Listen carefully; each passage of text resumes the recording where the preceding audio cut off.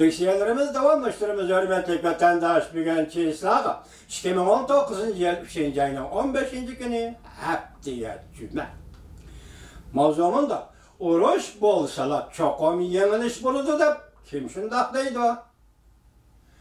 Mavzuda haber 3. ayının 11. günü Germaniya dolkulur ilan kılındı. Haber bundak başlandı. Berlin'de neşir kılınılan Dünya Gazeti Cungo hareket kılıp oturdu mavzuluk. Muş gezinin obzorçusu Jacksos Sekörtor'un makalesi ilan kıldı. Makalı da bundak görüştürdü. Soda obzoru meselesi mi? Soda obrotı meselesi de. Avrupa izcili halda Prezident Trump ne? Soda uruşi meselesi de Avrupa izcili halda Prezident Trump ne tokunuş payda kılgalığı. Doğrusu da emas dep ayıplı. Doğrusu da bu iş doğru emas dep ayıplap gel. İş ondak emas idi. Bunun Cungo'nun özüne meselenin menbeyi idi. Avrupa'nın köplegen akıllıkları, danışmanları işlerini koçurlutup Aksaray'ın her kişiye bemalal oturup nasihat kılıştı. Bemalal oturup nasihat kılıştı. Uruş ebedi payda vermeydi. En ahire yenilediğin taraflı buludu deyişti. Lekin ular bir tarafga diqqat qilishmadi ki tarix aksiya bir tajriba savoq bilan ta'minlagan edi. Xiris qilg'uvchilarning xirislarini oxirlashtirish uchun urush zarur bo'ladi. Bu soda sohasida ko'rishni da'vat etdimi? Urush zarur bo'ladi. Ular diqqat qilolmagan yana bir faktisi shuki, soda urushi qo'zg'agan prezident Trump emas. Belki Beijing dairdir. Cungolıklar nait yoşurun aldı bu bir meydan soda uruşunu kozgap çıktı. Soda uruşu kozgaçtan Cungocu vasıtaları casusluk kılış.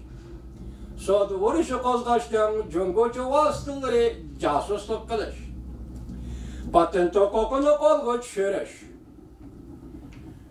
Milletçilik kılahu kendisini kiyivelip, kılçımı tepte artmaslık.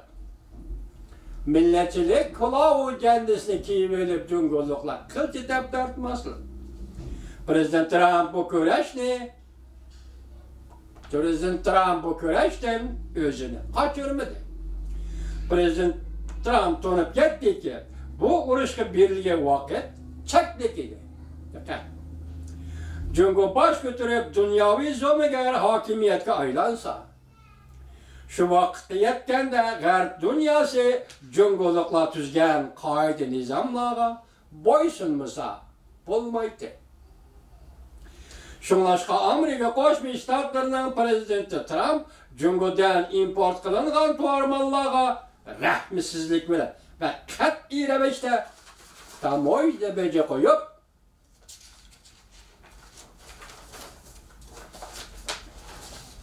tamoyda bece koyup hem yani tamoyda becini tertipke seliş bilen tahta saldı. Hazır bu kol rahmsizlik ahire nait zor ölüm payda kıldı. Halk vekiller kurultayı Cungo'nun vezirliği kaçan Prezident Trump'ın tedbiri Allah kaçan Cungo iktisadı zor tesir gösterdi de leksiya kıldı. Cungo del hazır Amerika'ya teslim buluşka tayyorlik kılıp oturdu. Cungo del hazır Amerika'ya teslim buluşka tayyorlik kılıp oturdu.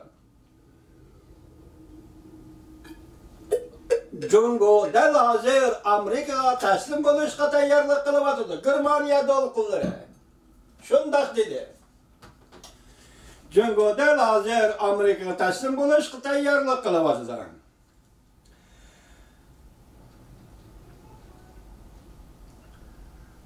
Bir qancha kundan beri Amerika Cungo ikki taraf bundoq ko'rsatdi. Soda urushi oxirlashib qoldi. Kelishim imzolaymiz.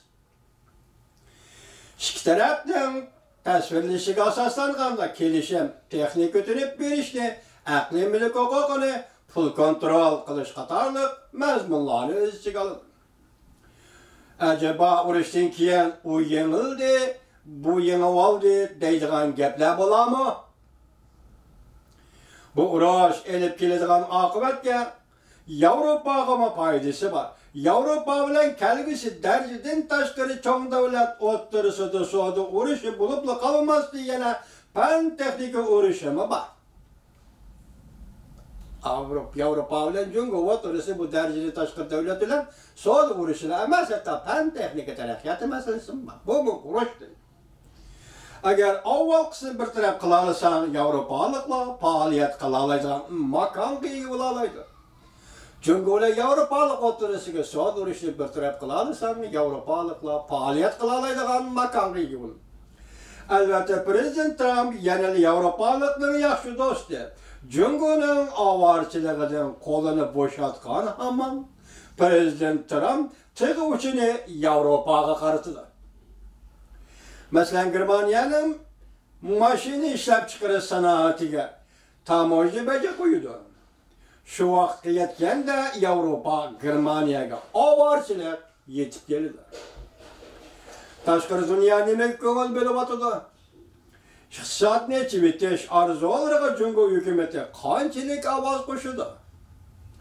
Bu albatta Amerika Jungo savdo urushiga munosabatli. Agar Jungo davlat shirkatini isloh qilish, chet el shirkatlariga o'xshash muomala qilish masalasida yo'l qo'ymaydigan bo'lsa, savdo va to'qinash uzun muddat davomlashadi. Agar Jungo davlat nomidagi shirkatlarni bir taraf qilish va chet el savdogarlarga bozorni ochib etish masalasida o'xshash muomala qilmaydigan bo'lsa, savdo urushi uzun muddat davomlashadi. Mustabid hukmronlik tuzum ostida mamlakat va xalq vakillari qurultayining qanday qonun tuzishi, Jungoning qanday qonun tuzishi bu muhim emas. Xalqlik taraf shuki bu qonunlarni qanday ijro qilish masalasidir. Iqtisod taraqqiyot yo'lida rol o'ynayotgan davlat egaligidagi shirkatlar emas, balki xususiy shirkatlardir. Agar Jungoda huquq taqsimotini takomillashtiradigan bir sistema bo'lmasa, xoyish xarakterli bu oqibatlar hech nimaga arzimaydi, anglashga arzimaydi.